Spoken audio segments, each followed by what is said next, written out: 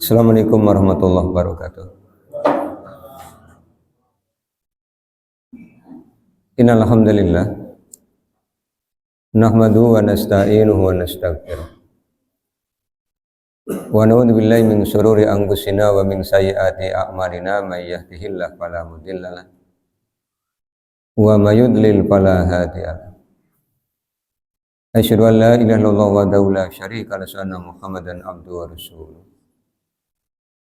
Allahumma shalli ala Muhammad wa ala ali Muhammad kama shallaita ala Ibrahim wa ala ali Ibrahim wa barik ala Muhammad wa ala ali Muhammad kama barakta ala Ibrahim wa ala ali Ibrahim innaka Hamidum Majid. Bapak dan Ibu yang mudah-mudahan dirahmati Allah. Syukur alhamdulillah malah senantiasa kita panjatkan kehadirat Allah Subhanahu wa taala atas limpahan nikmat yang telah Allah berikan kepada kita, termasuk nikmat sehat dan nikmat sempat. Sehingga pada malam hari ini kita masih bisa hadir di majelis ilmu. Mudah-mudahan Allah SWT memberikan keberkahan, rahmat dan kebaikan kepada kita semua. Salawat, salam dan keberkahan kita mohonkan kepada Allah agar senantiasa tercurah kepada Rasulullah Muhammad SAW dan keluarganya, sebagaimana Allah telah mencurahkan salawat, salam dan keberkahan kepada Nabi Ibrahim alaihissalam dan keluarganya. Bapak Ibu yang mudah-mudahan dirahmati Allah, mohon izin nanti kita kajiannya selesai sampai Isya ya. Jadi tidak ada forum diskusi setelah Isya sampai jam 8 karena baru pulih. Kemarin hari Sabtu mulai zuhur sampai dengan malam itu kepala berat, bukan kanan kiri tapi sebelah Pak. Kepalanya berat sebelah, kemudian badan terasa tulangnya ngereges. Kalau bahasa hiperbolanya kayak baru dipendungi wong sakampung, hiperbolanya begitu. Sehingga kajian di Mejasem kemarin juga saya izin, di Pacul jam 4 izin, di Sekarawana juga izin. Habis Isya berbaring sampai dengan jam 3:35 ya baru bangun. Alhamdulillah agak seger, tadi bisa ngaji di 3 tempat, ini tempat yang keempat. Khawatir kalau dipaksakan nanti ngedrop lagi malah izinnya lebih lama. Jadi yang penting malam ini sudah datang ketemu Bapak Ibu. Makanya dari Sabtu kemarin kajian subuh caketan, ini juga masih caketan. Bukan bergaya Bapak Ibu. Jadi pakai jaket itu bukan dalam rangka bergaya, dalam rangka menghangatkan badan gitu. Ini jadi mohon izin, mohon kerelaan, nanti setelah selesai Isya saya pamit pulang. Dan nampaknya nanti ngajinya sambil medang ya Pak. Sudah mulai kedengaran gelodak-gelodaknya, berarti kan sambil medang. Ya apa-apa. Khusus edisi kali ini, mudah-mudahan besok semakin sehat sehingga ke depan kajiannya kembali seperti biasa. Kita akan mulai dari bab 28, masih di Kitabus Shalah. Imam Al-Bukhari memberi judul Babu Fadlin Istiqbalil Qiblati Yastaqbilu bi atrofi rijlaihi. Bab keutamaan menghadap kiblat, menghadapkan ujung-ujung kaki. Kalau membaca teks judul bab 28, maka yang menghadap ke arah kiblat ketika sholat tidak hanya wajah, tidak hanya badan, tapi juga ujung-ujung kaki. Ketika ujung-ujung kaki ini lurus menghadap ke arah kiblat, maka pada saat melaksanakan sholat berjamaah, nanti yang nempel adalah punggung kaki luar dengan punggung kaki luar saudara kita yang berada di samping kanan, samping kiri. Kan jadinya gini. Karena sama-sama menghadap ke arah kiblat, nanti yang nempel kan punggungnya. Tapi kalau posisi berdirinya seperti ini, nanti kan yang nempel adalah jari kecil, kadang-kadang kukunya belum dipotong, sehingga begitu kayak gini nempel ke kaki temannya, kan terasa nyucus gitu ya, karena nyucus geser, karena imamnya bilang luruskan rapat kan digedak, kan mentangnya kambanan akhirnya. Yang ini mentangnya kambanan, yang itu jengkel, kalau ngomong ngedag-gedag besikil kan gak nyampe begitu. Makanya diluruskan ujung-ujung kakinya di atrofi rijlaihi. Jadi ujung kaki itu menghadap ke arah kiblat. Qalahu Abu Humaidin, ya, telah berkata judul bab ini oleh Imam Al-Bukhari disimpulkan dari Abu Humaid anin Nabi sallallahu alaihi wasallam. Di bab 28 ini ada 3 hadis yang dicantumkan. Yang pertama 391, 392, dan 393.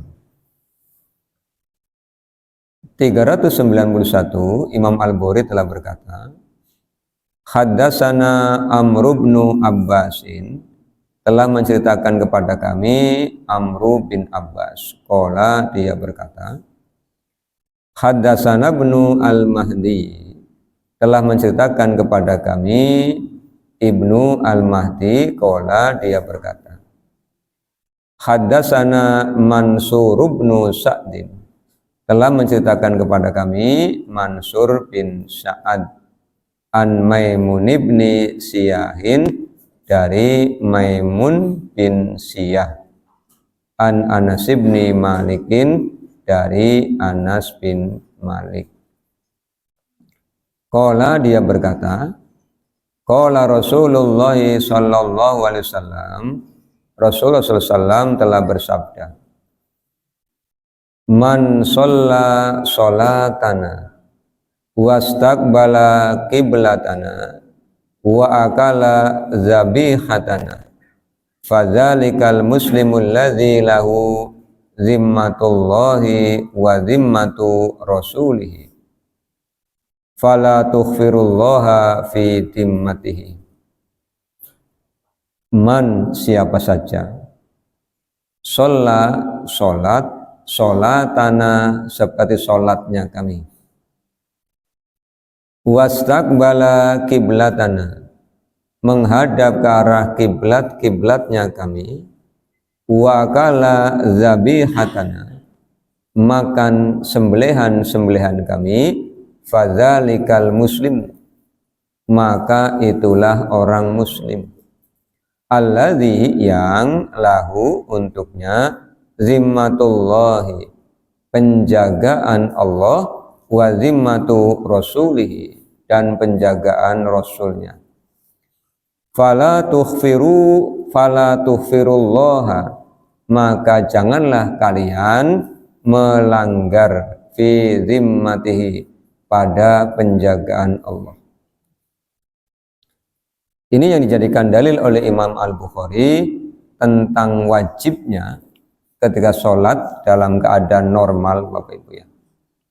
Dalam keadaan normal itu artinya tidak sholat di kendaraan, di atas tanah. Karena kalau sholat di atas kendaraan itu kan ya menyesuaikan. Apalagi sholat di atas safinah, di atas perahu misalnya. Kalau menghadap ke arah kiblat susah, ya sesuai dengan kemampuan. Tapi kalau sholatnya seperti kita di masjid atau sholat sunnah di rumah, di atas tanah yang memang tidak ada pergerakan, maka menghadap kiblat menjadi keharusan mengawali sholat. Kemudian Rasul menyampaikan di hadis ini ada 3 tanda lahiriah seorang muslim. Apa makna tanda lahiriah? Tanda yang dapat diindra, tanda yang dapat dilihat. Jika seseorang telah melakukan 3 hal ini, maka dia adalah seorang muslim yang dilindungi oleh Allah, dilindungi oleh Rasul. Dilindungi apanya? Satu, dilindungi darahnya. Yang kedua, dilindungi hartanya. Yang ketiga, dilindungi kehormatannya. Apa tanda itu? Yang pertama, sholatana. Dia telah sholat seperti sholatnya Rasul. Bagaimana sholatnya Rasul? Diawali dengan takbiratul ihram dan diakhiri dengan salam. Ada takbirnya, ada iftitah, suratul Fatihah, membaca surah atau ayat Al-Quran, ada rukuknya, ada iktidalnya, ada sujudnya, ada duduk di antara dua sujud, ada sujud lagi, berdiri lagi, jumlah rakaatnya sama sampai dengan salam, itu sudah sah disebut muslim. Maka sangat berlebihan ketika ada satu kelompok di antara orang muslim yang menganggap bukan kelompoknya sebagai orang kafir. Padahal Rasul bilang kalau sudah sholat itu sah disebut sebagai muslim. Perkara sholatnya ada yang khusyuk, ada yang tidak, ada yang ngebut, ada yang tidak, itu kan urusannya bukan dengan kita kan. Urusannya dengan Allah yang akan memberikan penilaian. Kemudian tanda yang kedua, ketika sholat kata Rasulullah, wastaqbala qiblatana. Ketika sholat menghadap ke arah kiblat kami. Kita yang tinggal di Tegal itu, karena Indonesia kan letaknya di Asia Tenggara, Makkah letaknya di Arab Saudi. Arab Saudi itu masuknya ke Asia Barat. Maka posisi kita itu berada di sebelah timur dari Arab Saudi. Sehingga ketika kita berdiri sholat, kiblat kita di arah barat. Kalau dari arah utara, 293 derajat dari arah utara. Ini. Iya. Kalau dari arah utara ya Pak. Nah, kalau dari arah barat ya tinggal diukur. Makanya masjid-masjid kita karena sudah dibangun menghadap ke arah timur, yang menyesuaikan adalah softnya. Kan menyesuaikan. Sebab kalau masjidnya yang digeser, angel ya. Bagaimana nggeser bangunan sebesar ini, dorongnya kayak ngangil namanya. Makanya yang digeser adalah softnya. Kan pada miring-miring ini. Hampir di semua masjid. Kecuali masjid yang dibangun langsung diukur arah kiblatnya.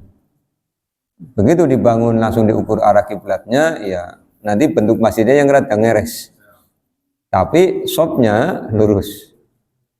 Tapi kalau bangun baru ngukur kiblat, ya akhirnya menyesuaikan. Atau kadang-kadang pengen sih softnya itu lurus, tapi bentuk tanahnya, bentuk pekarangannya begitu ya. Ya angin Pak, ukurannya seperti ini kalau dibangun ya tetap aja itu menyesuaikan. Tapi yang jelas orang yang ada di dalam Masjidil Haram itu persis menghadap ke arah Ka'bah. Orang yang di luar Masjidil Haram yang menghadap ke arah Masjidil Haram. Makanya di Al-Quran surah Al-Baqarah kan Allah memberi perintah pada Rasul begitu ya. Di juz yang kedua Allah menyampaikan, qad nara taqalluba wajhika fis sama'i falanuwalliyannaka qiblatan tardoha fawalli wajhaka syatral masjidil haram. Wahai suma kuntum fawallu wujuhakum syatroh. Jadi disuruh menghadap ke arah Masjidil Haram, karena dalam Masjidil Haram itu ada Ka'bah di dalam. Yang penak itu sholat di pelataran Ka'bah. Tidak ada orang tanya, ke kiblatnya ngendi? Tidak ada. Nah, gue ngarep aja, nggak nuding gue mau. Makanya sholatnya kan muter gitu ya. Silakan yang mau ke sana nabung. Yang sudah haji barangkali mau umroh ya monggo, yang belum haji mau umroh ya monggo. Pemerintah sudah membuka umroh mandiri. Silakan. Yang penting punya biaya. Tidak harus duit Pak ya, uang juga boleh. Hah? Sama ya? Sama. Jangan-jangan orang duit Pak, ya orang duit orang apa sih, mending duit uang kan gitu ya. Daya nukud ya, atau fulus gitu ya, sama. Kita kadang-kadang berdoa tapi hatinya tidak yakin, padahal Allah melihat hati kita. Kata Rasulullah itu, innallaha la yanduru ila suwarikum wala ila adsamikum walakinnallaha yanduru ila qulubikum wa a'malikum. Sesungguhnya Allah tidak melihat suar, bentuk, tidak melihat jasad, tapi yang dilihat adalah hati dan amal. Kadang-kadang lisannya berdoa, ya Allah izinkan hamba untuk pergi mengunjungi Baitullah, tapi hati ini kayaknya orang dikabulin dia, ya sudah dikabulin. Kalau lihat hatinya bukan lihat ucapannya. Kadang-kadang suka mendoakan keburukan diri sendiri. Jangan orang pengen mangkat kaji, orang pengen mangkat umroh, jawab, Pak, buru-buru kok kaji ke umroh, kok mangan bekangelan malah kayak. Jangan lagi sariawanan, orang lah, gue sih kering mangannya kangelan. Gitu. Kita itu kaya raya, Bapak.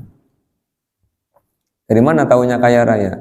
Ini organ-organ kita tubuhnya berapa harganya itu? Mata satu berapa, kalau dua berapa, ginjal satu berapa, kalau dua berapa. Tapi kan tidak ada orang yang mau menukar dengan harta. Makanya kalau berdoa, ya hatinya yakin supaya bisa sholat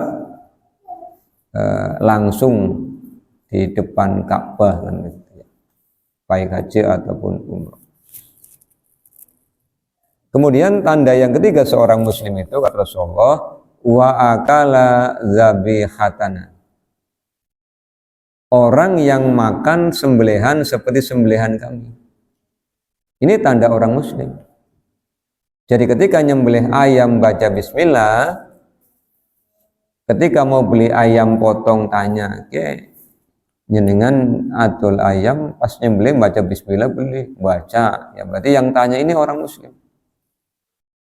Karena orang muslim itu orang yang menjaga dirinya dari makanan yang haram, maka dia akan tanya itu. 1, 2, 3 ada semua, ya sudah, yaitu muslim.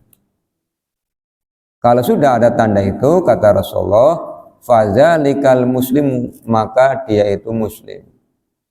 Alladzi lahu dimmatullahi wa dimmatu rasulih. Allah memberikan penjagaan atas darahnya, atas hartanya, atas kehormatannya. Darahnya tidak boleh ditumpahkan, hartanya tidak boleh diambil.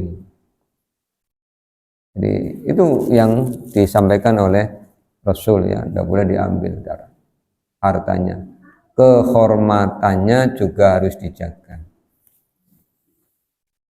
Sekarang kita ke 392. Masih dari Anas bin Malik. Ini kalau tidak hati-hati pemahamannya bisa bahaya.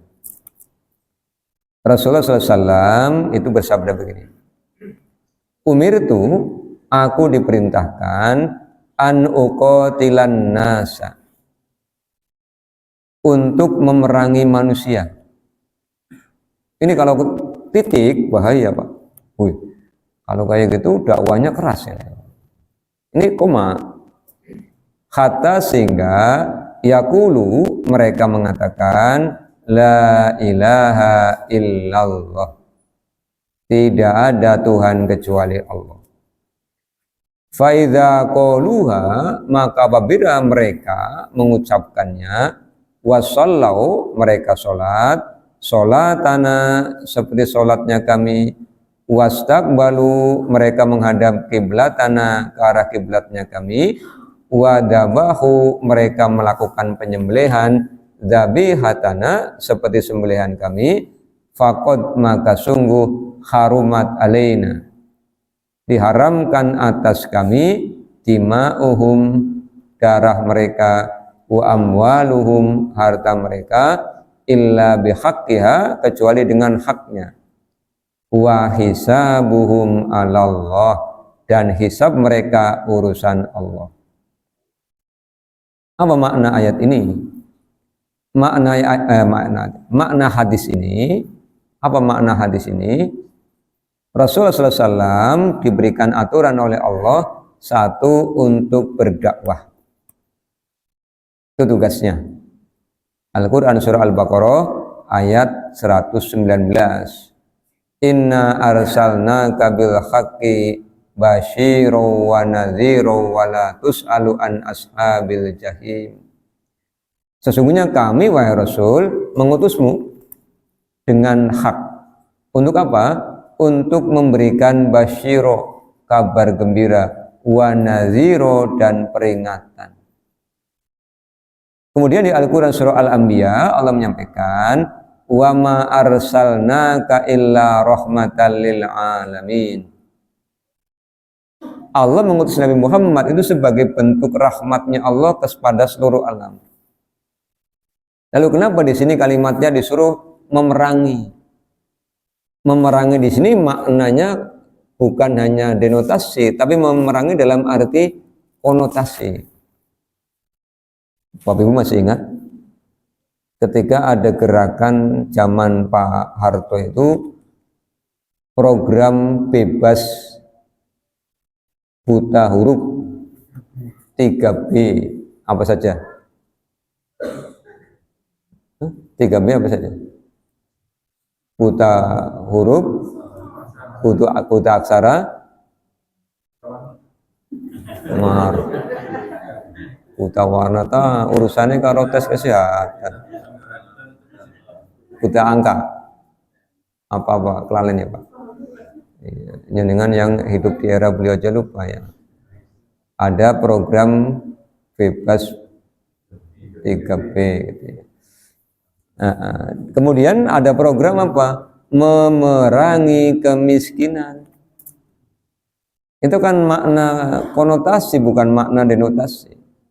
Memerangi kemiskinan bagaimana caranya? Membuka lapangan kerja. Maka zaman Pak Harto dulu ada proyek padat karya. Proyek yang melibatkan banyak orang. Yang kedua ada proyek transmigrasi. Dulu saya pernah mau daftar Bapak Ibu. Ya, begitu lulus sarjana itu saya pernah mau daftar. Tapi kata Mas yang memberikan informasi itu bilang begini, syaratnya sudah menikah Mas. Oh, padahal saya niatnya transmigrasi, sana mau ngasap dulu. Jadi punya rumah, punya kebun, punya sawah ya, usaha. Nah kalau sudah sukses baru mau nikah, istri tak bawa ke sana. Syaratnya nikah dulu ya. Itu kan memerangi kemiskinan. Ada program misalnya memerangi kebodohan. Itu kan bukan perang dalam arti fisik. Artinya apa? Orang-orang yang tidak berpengetahuan dikumpulkan, kemudian diberikan pengetahuan. Maka dulu ada program paket A yang sempat sekolah tidak tamat kemudian dipanggili sampai kalau habis asar kumpul di sekolahan Cibulang gitu ya, kejar paket A, akhirnya lulus. Paket A kan setara dengan SD.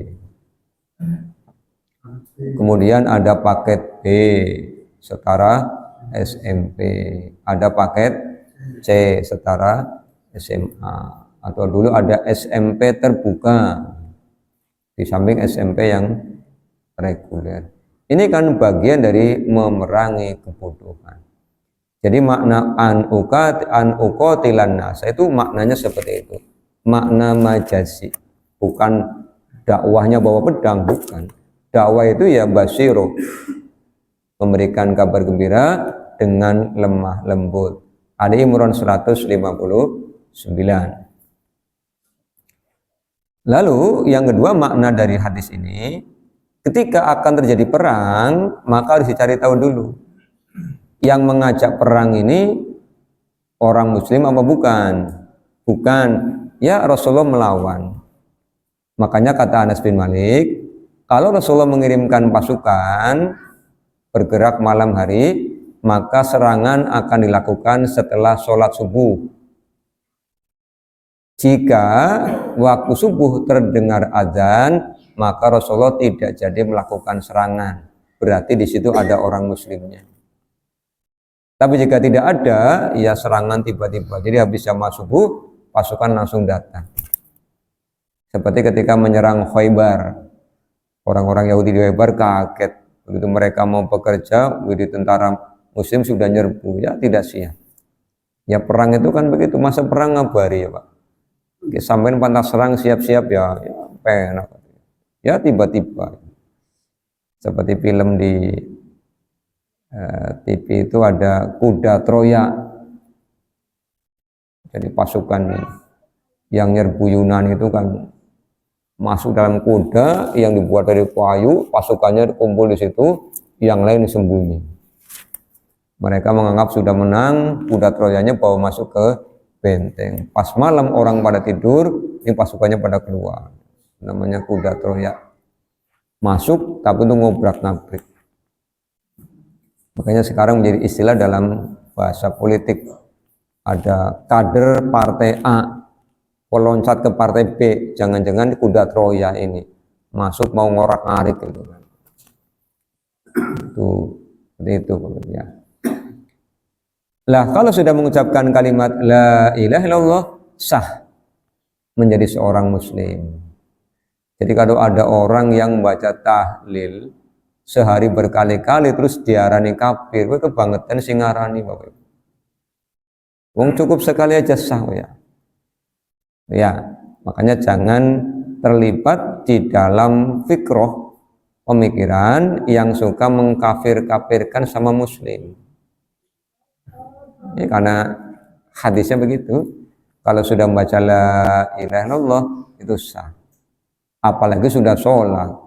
Walaupun sholatnya ada yang setahun hanya 2 kali. Ya lumayan. Ada yang sepekan sekali, lumayan. Ada yang sehari sekali, lumayan. Daripada sing ora sama sekali sih. Jadi metodenya metode lumayan. Iya, tinggal nanti tugas DKM itu menguatkan yang belum komplit. Didatangi, diajak, gitu. Ditakoni dengan kayong amlang di masjid orang tahu teka. Aku teka ya Pak. Aku pengen ketemu jenengan sadina ping 5. Bisanya mung pisan tok maghrib, isya ketiduran. Subuh kesiangan. Duhur kecapean.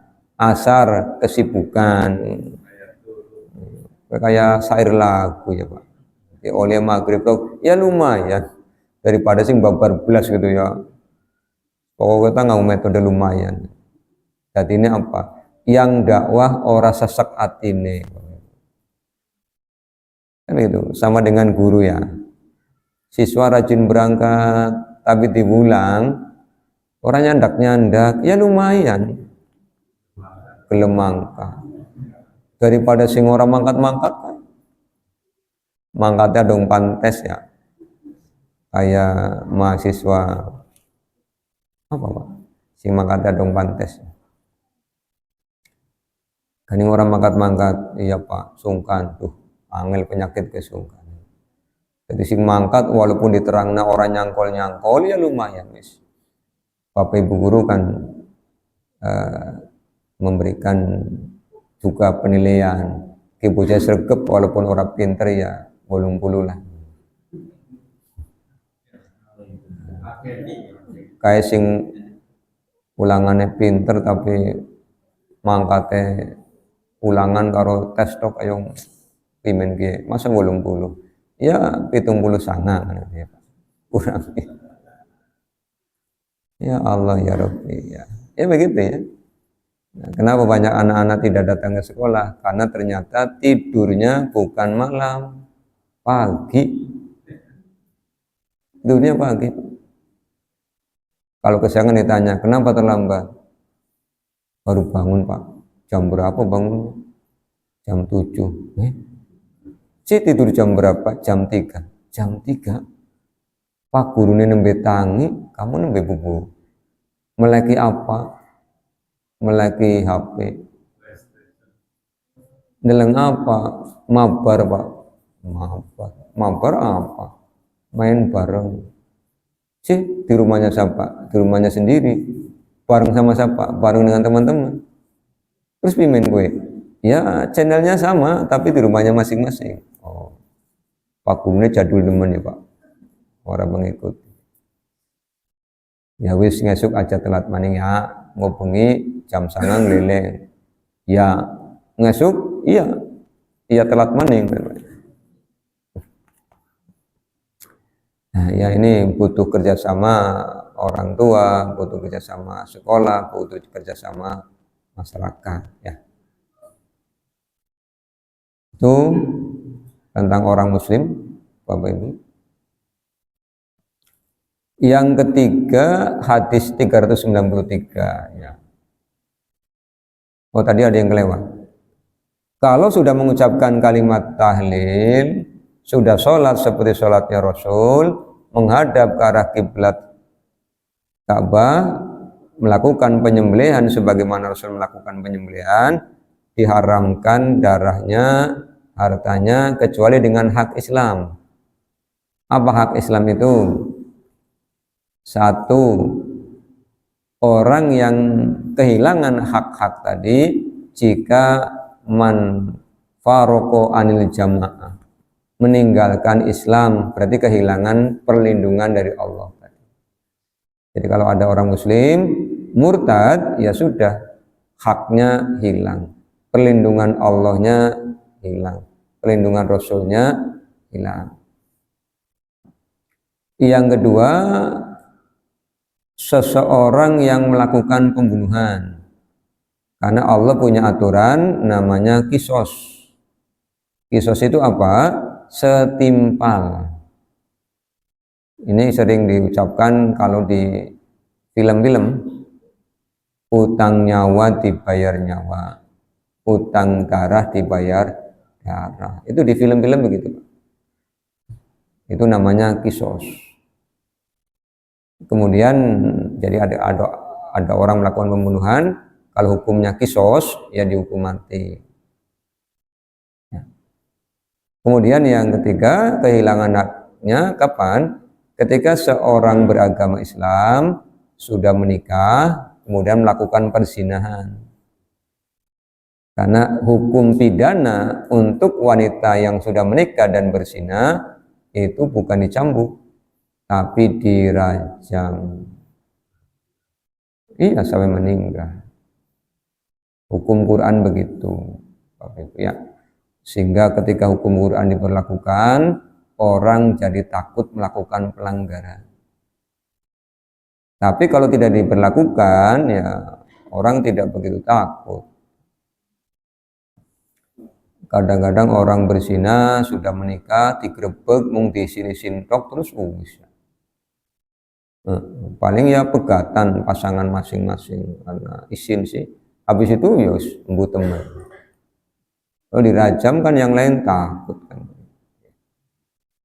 Ini aturan dari Allah.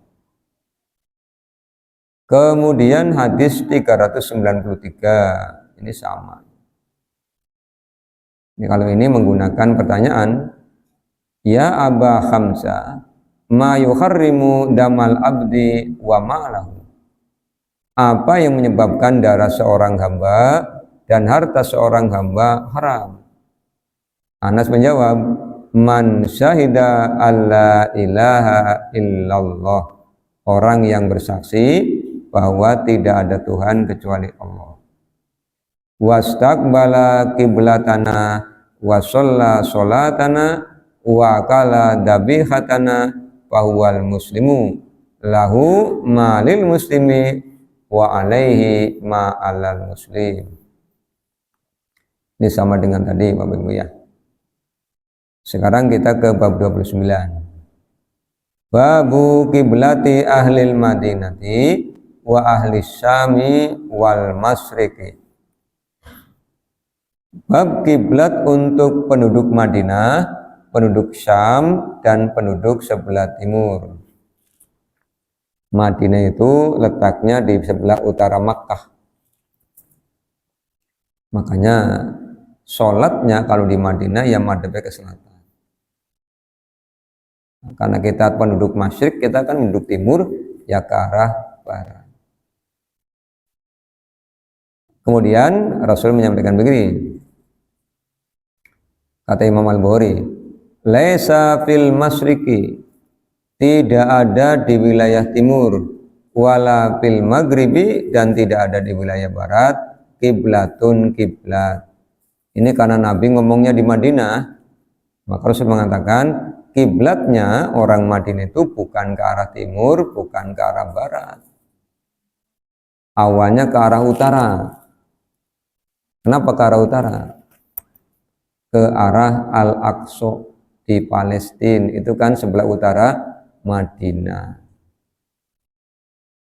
Maka dulu ketika kita ngaji tafsir juz 2 surah Al-Baqarah, turun ayat itu Rasul ngimami salat Asyar di Nabawi.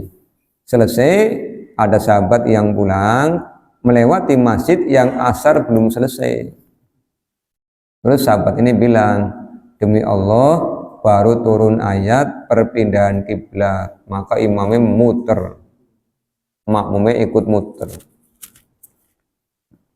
Ini menjadi contoh kalau suatu saat kita bepergian kemudian bingung, jadi rombongan sabis skater kabeh, karena malam hari sih mau sholat isya misalnya bukan di masjid tapi di tempat yang tidak ada petunjuk kiblatnya, ya udah yakin aja madhabnya kemana. Pas lagi sholat misalnya datang orang setempat terus bilang, Pak, kok kiblatnya salah, ya geser berarti. Kalau imamnya geser arah kiblatnya, makmumnya mengikuti. Tapi tidak usah ngomong, tidak usah imamnya ngomong, Bapak Ibu geser arah, ya batal imam. Demikian juga kalau sholatnya sendirian. Kadang kan begitu ya. Misalnya lagi sholat sunnah di rumah. Biasa kalau sholat sunnah itu ngadepi jendela. Nah begitu rumahnya direhab, jendelanya pindah. Iya, pindah sebelah selatan, madepnya gitu. Tukangnya ndeleng nagani kau sholat madep gitu. Barang takoni kaning madep gitu. Ora nyong madep kiblat. Iya tapi ngidul. Ora, biasanya yang madep jendela. Lagi umumnya kan madep ngali mau neng ulon dadi ngidul. Nah, jadi ada yang pernah kejadian begitu.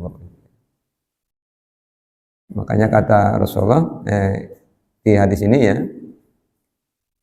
la tastaqbilul kiblata, janganlah kalian menghadap kiblat.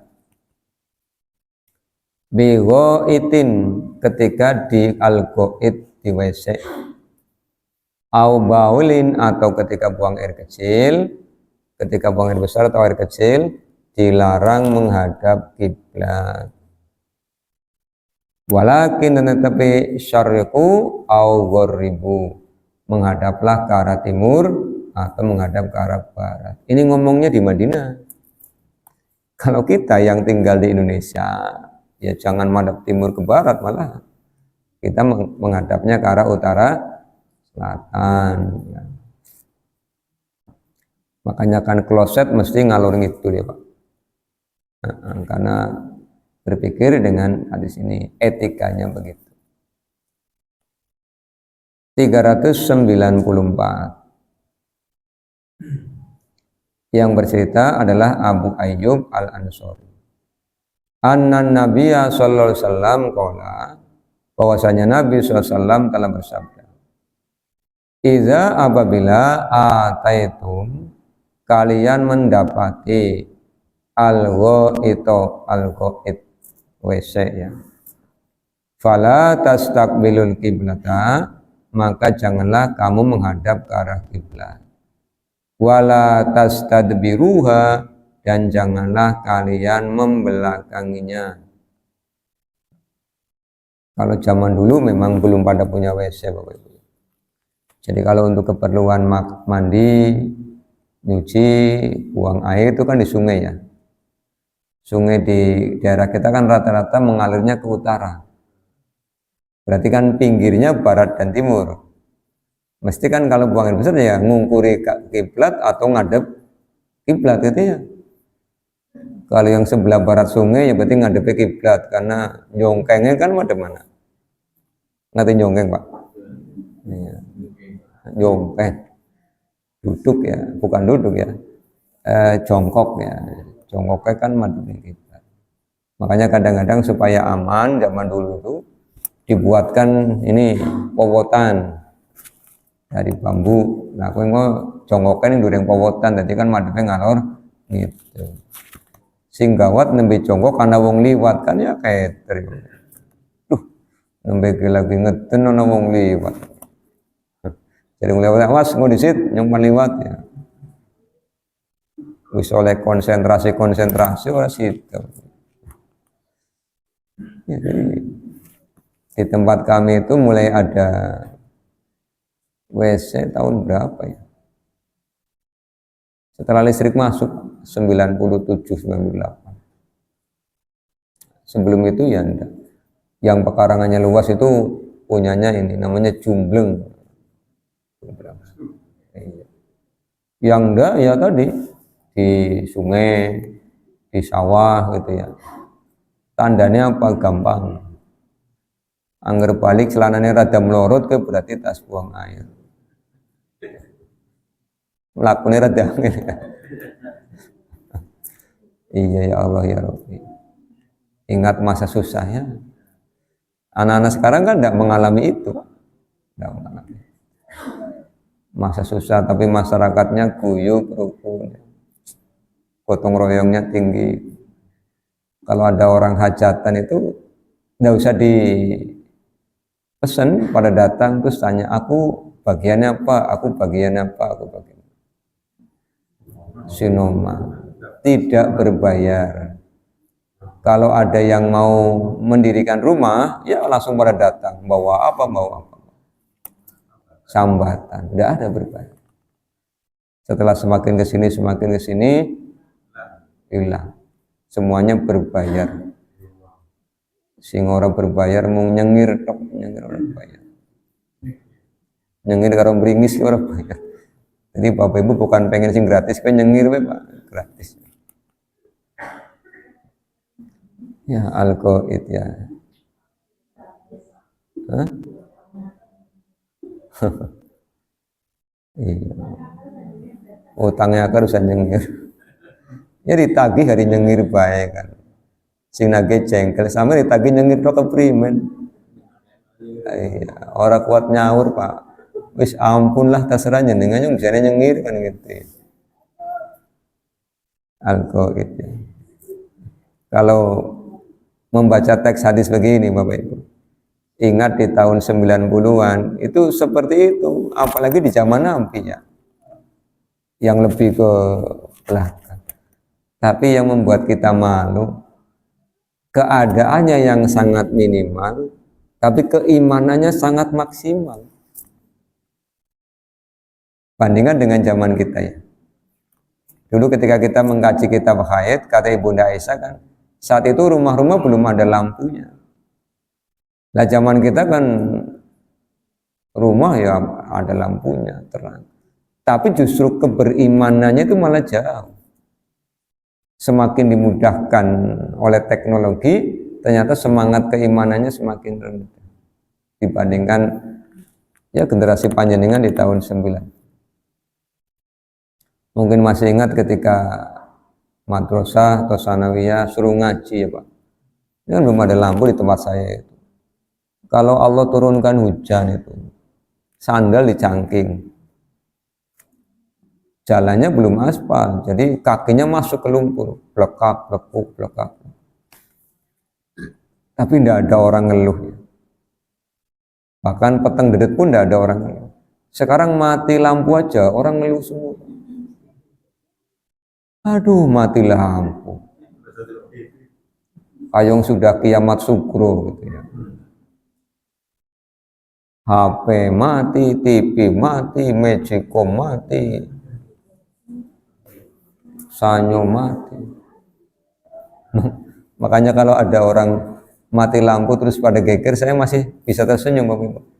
Iya ya, zaman saya MI, MTS sampai SMA nggak pernah geger mati lampu karena nggak ada lampu, nggak ada listrik, belum ada.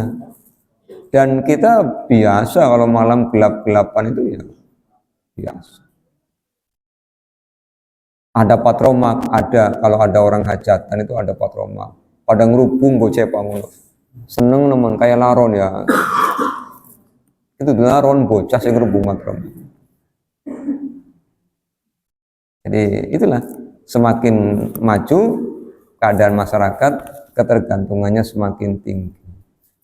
Kalau dulu kan belum ada listrik nggak apa-apa karena air masih bisa diambil pakai senggotan. Belum pakai katrol, senggot. Nariknya enteng Pak, karena bandulnya gede nemen kan.